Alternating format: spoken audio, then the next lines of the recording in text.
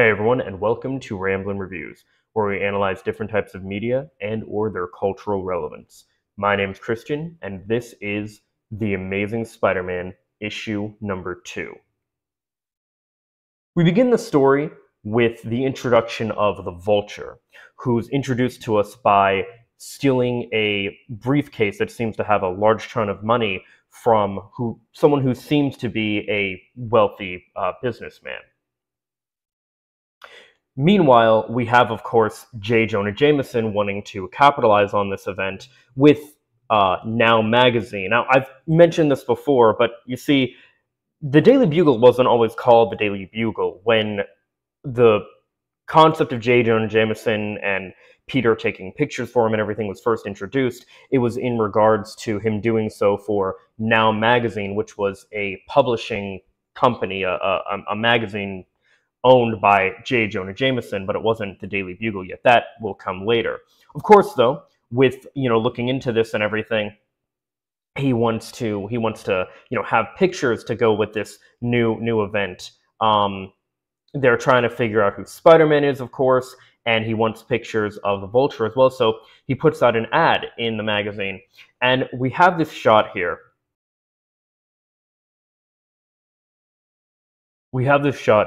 Where Peter is just kind of greedily looking over the magazine. His classmates were looking at it before and kind of just gave it to him, but he's looking over this and just thinking how if he takes these pictures that JJ's looking for, he could make some serious money and might be able to help out himself and Aunt May and everything with their whole, financial struggles and all that. I do want to point out here, by the way, Now Magazine here for 25 cents. Can you imagine things like this being, I have no idea what physical, books and magazines and stuff actually go for these days, but can you imagine something like that being as inexpensive as 25 cents these days? It's absolutely insane. But in any case, with Peter having this idea and everything, he talks with Aunt May about it, and she gives him his old, she gives him Uncle Ben's old camera. He, suits up and attaches it to his, he ends up attaching it to his belt. It ends up being the main way that he is able to take pictures while being Spider-Man. While Peter's getting ready to, get set up to take these photos and everything for the paper, the Vulture reads in the paper across town that the Park Avenue Jewelry Exchange is moving $1 million worth of jewelry across town. So he's thinking, they're going to be expecting me to be coming from the sky, but I can make it so that they won't be expecting me at all. I'll go through a way they won't be expecting me. So he sets out to, get this all sorted and everything. Peter's all ready to take his pictures and all that. And as Peter finds the Vulture, he sees him flying around these police stations where he's tossing these notes attached to rocks through windows, letting the cops know, I'm going to steal the diamond shipment right out from under your noses. So, of course, they're thinking, why would he let us know of his plans? Well, in any case, it is what it is. Like, we got to be prepared, but, at least he let us know. It's strange, but all right. So Peter has now found the Vulture. He's, taking pictures of him, and he's getting ready to stop him as well. But as the two of them get into a fight, the Vulture ends up doing a move that's done in plain dog fights, where he kind of flies behind him and just knocks him over. He ends up actually knocking Peter unconscious and throwing him into a water tower, where Vulture flies away thinking, all right, he's dead. He's gonna drown in there. He's not getting out. There's no way. He's done. I've finally finished Spider-Man, right? And it seems as though Vulture's right, because originally, Spidey tries to web himself out and realizes that the ejector's empty. He's out of web fluid. This is a okay. We'll get to that in a minute. No, we'll get to it now. This is something that is very common in a decent amount of comics and adaptations. It happens a lot, for example, in the animated, the 90s Spider-Man animated series show, where a lot of times Peter will need to use his webbing for something, and oh no, he just now happens to be out of web fluid. This is part of the reason that a lot of fans, myself included, don't really like that he has artificial webbing that he has to make with fluid rather than his organic webbing that happened in the Raimi movies and also happened in the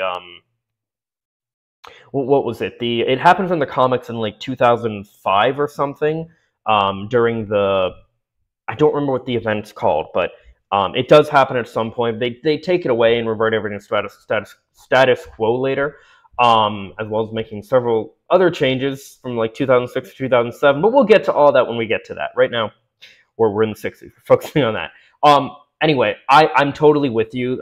People that don't like the web shooters and kind of think that it's, it kind of adds this unnecessary, not unnecessary, it's kind of artificial tension, if you will. It adds this this artificial stakes that don't really need to be there. My big thing, I've talked about this before, my big thing with Spidey not having like web powers is he's Spider-Man.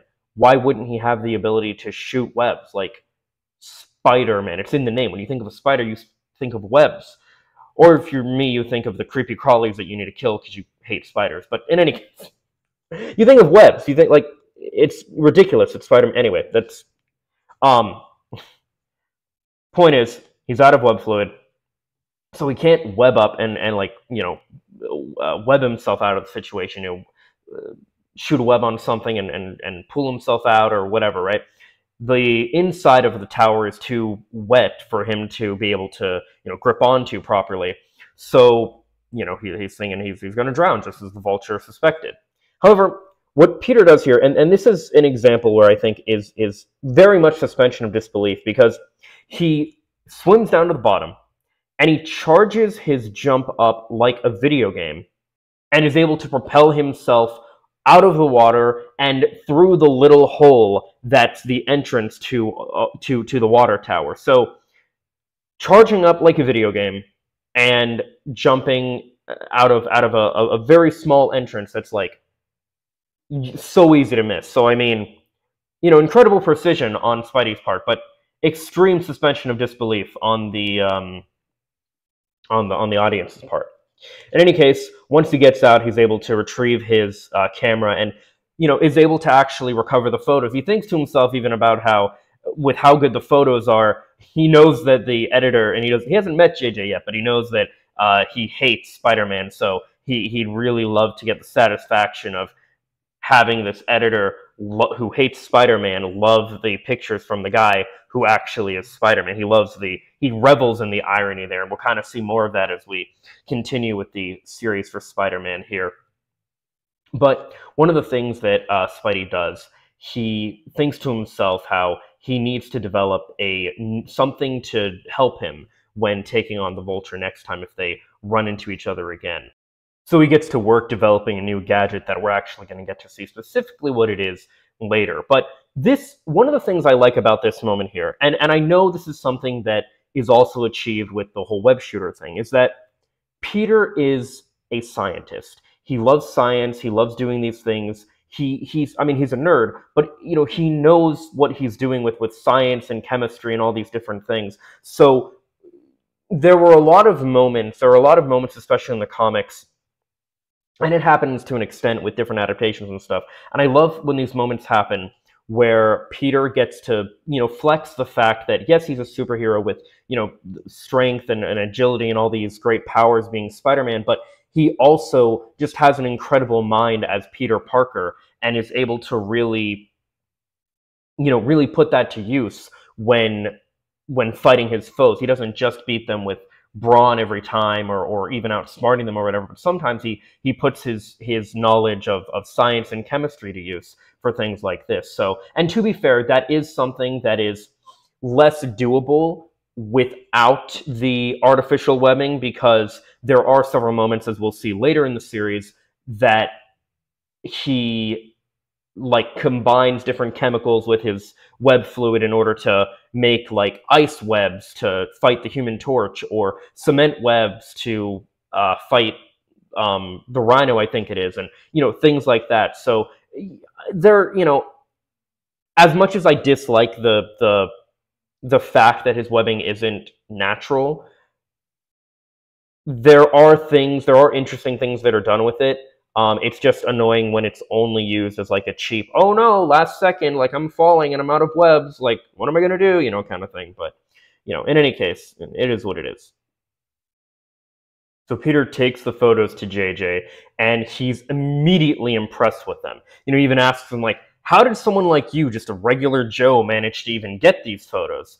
And Peter's like, hey, tell you what, you don't ask, and I don't tell. But don't, I'll keep getting you these pictures as long as you don't ask me about this kind of thing. But also, please don't act. I don't actually want my name used. Just give the credit to someone else, right? But I just want the money, So he's like, hey, listen, you keep getting me these photos, you keep getting me, great photos like this. Well, I'll work with you however you need, basically.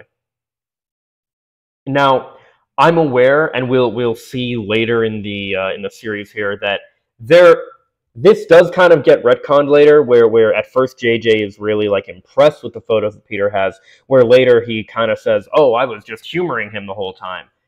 We'll discuss that more specifically when we get to it, but the way I look at it is essentially it's him kind of trying to save face and kind of trying to give a low blow, kind of the same way when like a lot of couples when they're fighting or when they break up, they'll do the whole thing like, you're not even that good in bed, or like some bullshit like that, or I always hated your family, or that kind of bullshit. But just that kind of like wanting to like really cause that hurt. But in any case, yeah. So Peter's classmates are going to watch the diamond exchange that's happening, and I really like this moment because they invite Peter along with them, and he does go with them. I really like this moment because in a lot of adaptations and stuff we see, Peter is very much kind of not really respected by his fellow classmates. I mean, he'll have like Gwen and Harry, or MJ and Harry, or I think in the MCU it's Ned, that's the guy's name, Ned and MJ. But like he only really has two friends. He never really has, like he's not really appreciated and respected by his fellow peers. However, in a lot of the earlier comics and stuff, he very much was respected by his peers, and he was invited to go along and do things. If anything, they felt he was kind of shoving them off, because there's a lot of this will kind of come up more later, but a lot of people, even like Flash, think that he thinks that he's too good for them, he's too smart for them, all these kind of things. And of course, Peter feels ostracized because he feels he's not, respected and appreciated by his peers. So it's kind of a vicious cycle that happens between, Peter feeling ostracized and acting ostracized, and then them thinking, it's this like cycle that keeps happening. But in any case, I really like this moment because it shows that Peter is included and tries to hang out with his friends, his fellow peers, his classmates. So in any case, so they go to the exchange, and Peter's looking at the whole thing, and he sees they got copters around, they got all these different things, they got the skies covered, right? They are ready to make sure the Vulture does not fly in and steal these gems as he's said that he's going to do, right? However, Peter decides that he's going to sneak away from the crowd, just in case. But as he's doing so, Flash and the gang are kind of like, oh, look, Pete, they're making fun of him. They're, oh, look, Peter's leaving. He must be too scared. Like, if the Vulture's going to show up or something, he must, have, weak stomach kind of thing. Similar to when he was originally leaving, when he was leaving for, after he got bit by the spider, where everyone's like, oh, he's a wimp, he's a loser, he's a pussy, he's all these different things, right? Once again, he's got people around him thinking, because of his Spider-Man duties, that, oh, he's actually leaving because he has to, he can't handle this. This is too much excitement for him kind of thing, right? Now, remember how the Vulture had tossed those notes in saying how he was going to steal the gems from right under people's nose? Well, as the diamond exchange is happening here, the Vulture pops up from a manhole in the sewer and steals the gems right out from that way. He then goes back into the sewer and starts flying through the sewer. And one of the things that I think is interesting about that is this is interesting because it's such an unconventional way of handling this type of situation. It's such an unconventional way of thinking. Like, you think, how does a character who's going to be, you know, flight is their power, is their way of traversal, it's what they do, it's what they're known for. How is this character going to do their thing, right? And you who would think flying through the sewers? I think this is a really interesting way to do this kind of villain, this kind of character, and it's not something I don't think that we've seen with the Vulture, at least in adaptations since. But it's a really interesting idea. You have this character who, like, he's known for flying in the skies, and in his first issue, his whole thing is outsmarting people by flying below the streets. Like, I think that's just incredible writing on the part of Stan Lee there. Now, as all of this is happening, Peter's in the middle of getting into his costume, and he realizes really quickly it's a good thing he decided to suit up just in case. He gets his camera, gets ready, finds Vulture again, and decides, all right, it's time for a rematch. So, of course, he chases him down. The two of them get into another fight, and Vulture again gets behind him, tries to swoop and take him down, but this time, Spidey grabs onto the Vulture's ankle and is able to activate this device. This is the device we saw him working on earlier, which makes it so that the Vulture can no longer fly. Now, he's all like, "Oh no, now we're both gonna fall. Now we're both gonna die." But Spidey, of course, has his webbing, so he's able to web himself up, and the Vulture just kind of takes a tumble. Spidey just kind of lets him fall. I think it's kind of funny here because we have this moment where Spidey just, he catches himself, and luckily it's not too much of a fall that it's going to kill Vulture or anything. He lands on a building, and the cops are there to, arrest him and everything. And we have this moment. I like this little shot here because as the Vulture is getting, arrested here, we have... So as the Vulture's getting taken in, Spidey's right there in the background to take pictures, and I just love this little shot where you just see this little Spider-Man here with his camera taking his picture. It's just, I don't know, it's a funny little shot to me.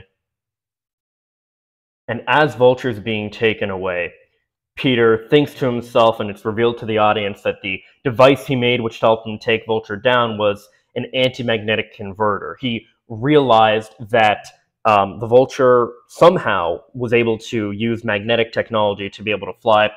Don't ask, this is some hokey comic stuff, just again, suspension of disbelief.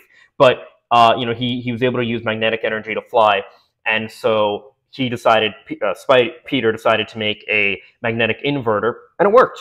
It, canceled out the Vulture's flight.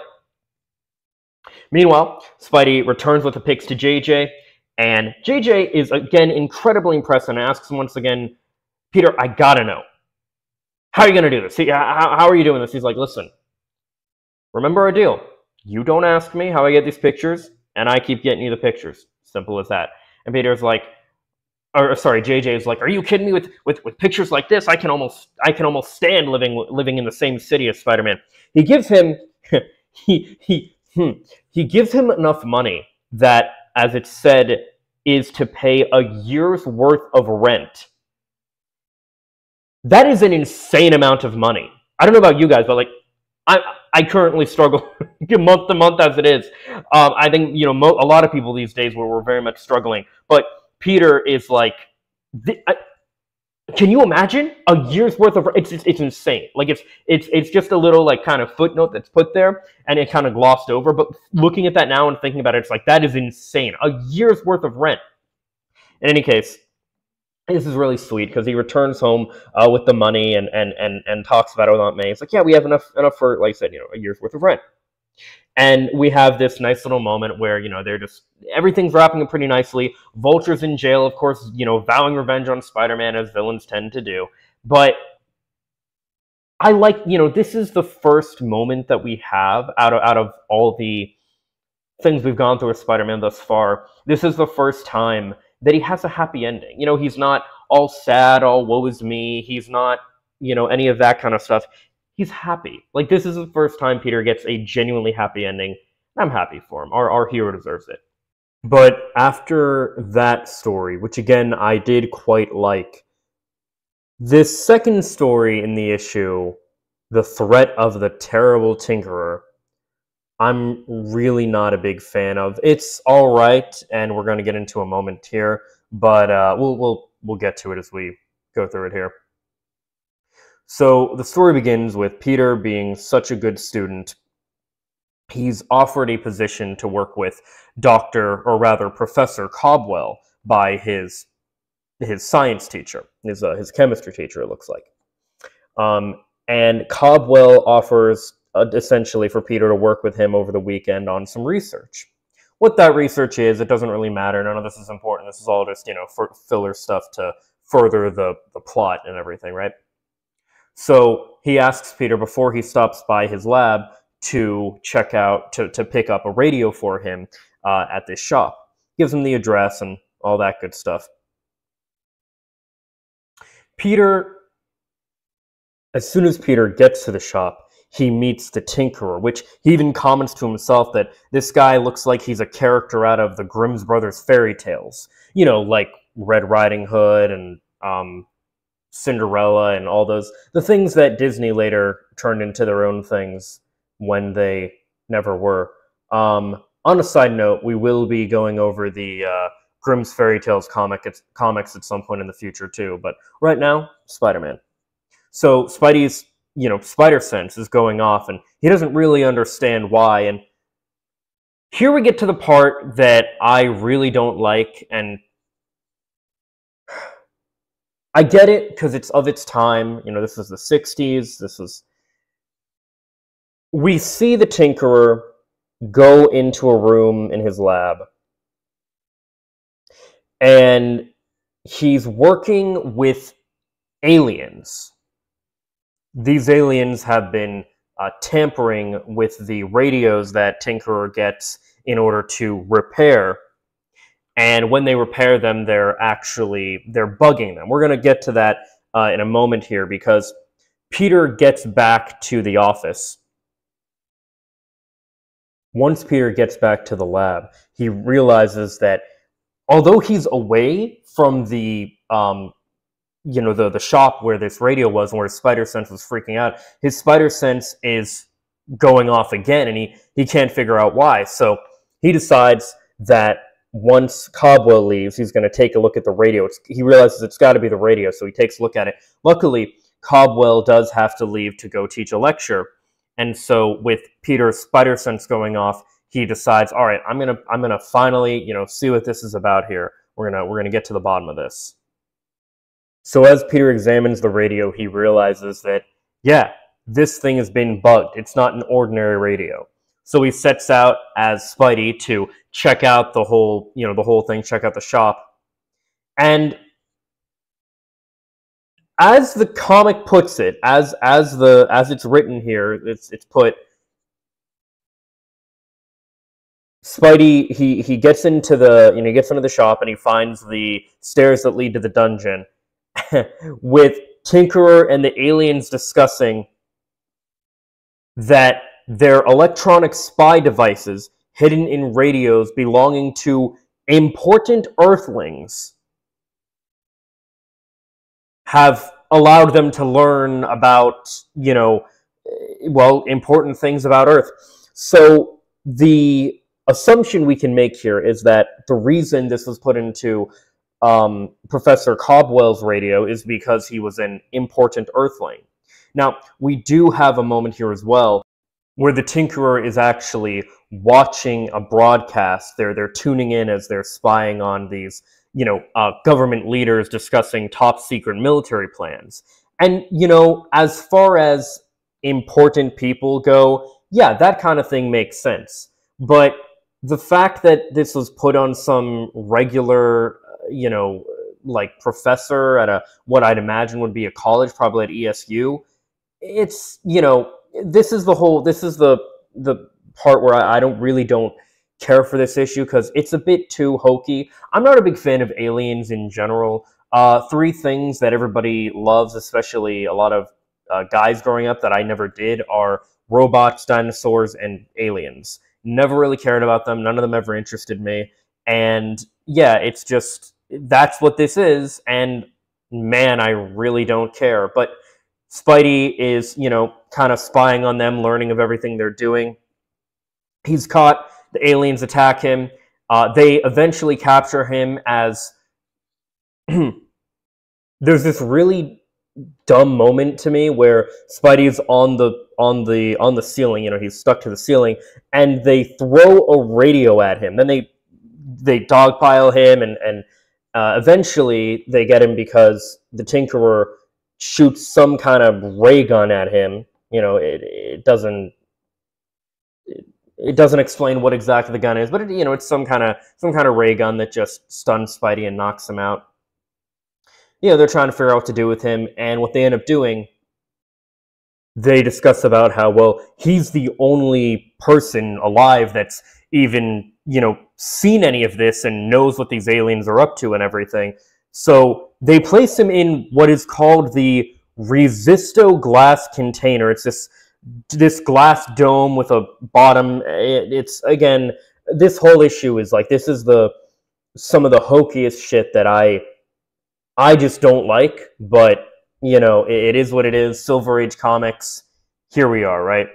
This is how a lot of early comics were. So, in any case, there is a part that I do really like about this here, which is where we see that there are these little holes in the resisto glass container, and Peter is able to, we have this little thing where it shows the diagram of Peter's web shooter, and we see how he lines it up with one of these holes in the thing, and is able to fire out a shot of web and hit a button on the control panel that actually opens up the bottom of the container, freeing him. Now, I talked before about how I don't really like, the whole web shooter thing, and I also talked about very clearly how I don't really like this issue.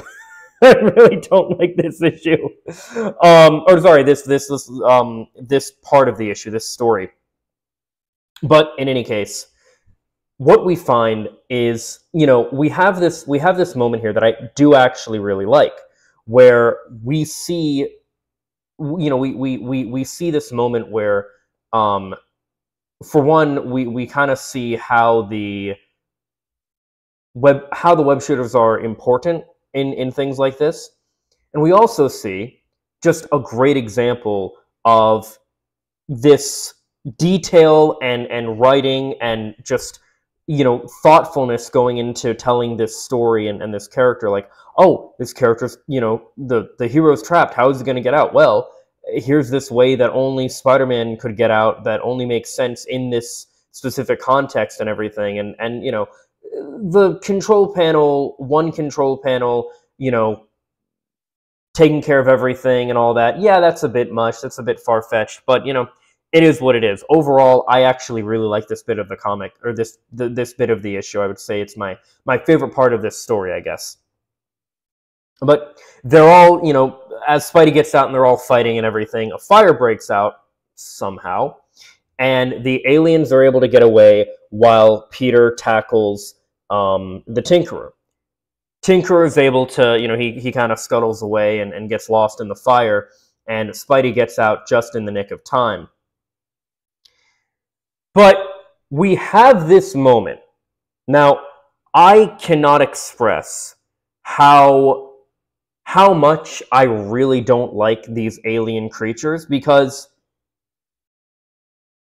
you would think, okay, maybe these are, like, they have a lame, beginning, a lame entrance here, right?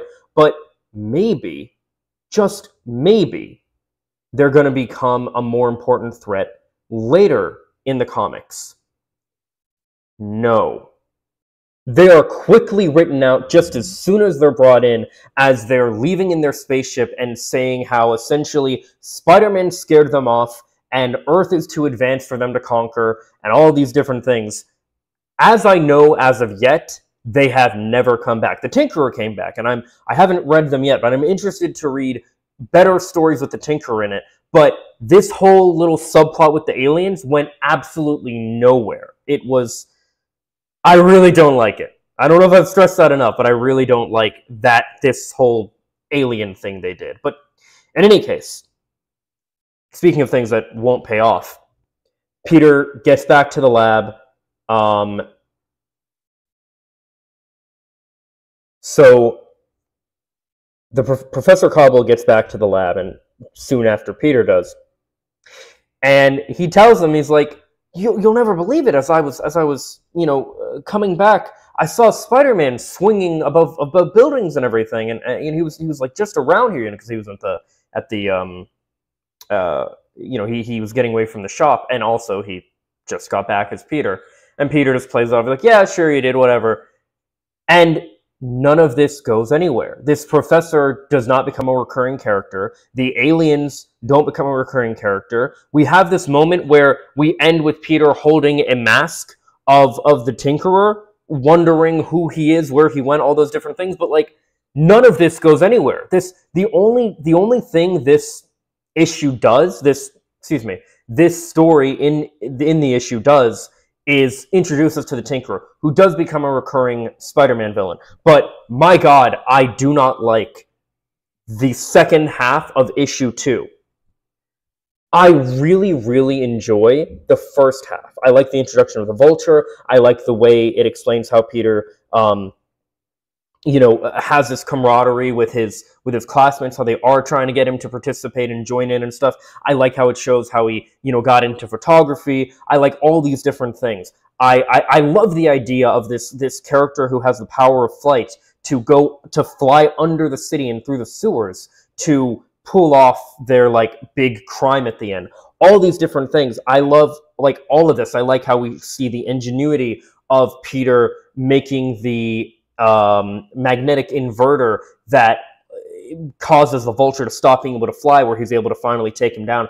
I love that we have a little happy ending where, again, it's very far-fetched, but yeah, JJ pays Peter a year's worth of rent, and everything wraps up in a nice little bow. It's the first happy ending Peter gets. I like all of that, but this second issue between the professor, that nothing comes of it, the aliens, that nothing comes of it, it's so... I just don't like it. I really do not like the second half. I like that it introduces the Tinkerer, because again, he does become a recurring villain later, but my God, I really don't like this little alien subplot. But in any case, that is the end of issue 2 of The Amazing Spider-Man.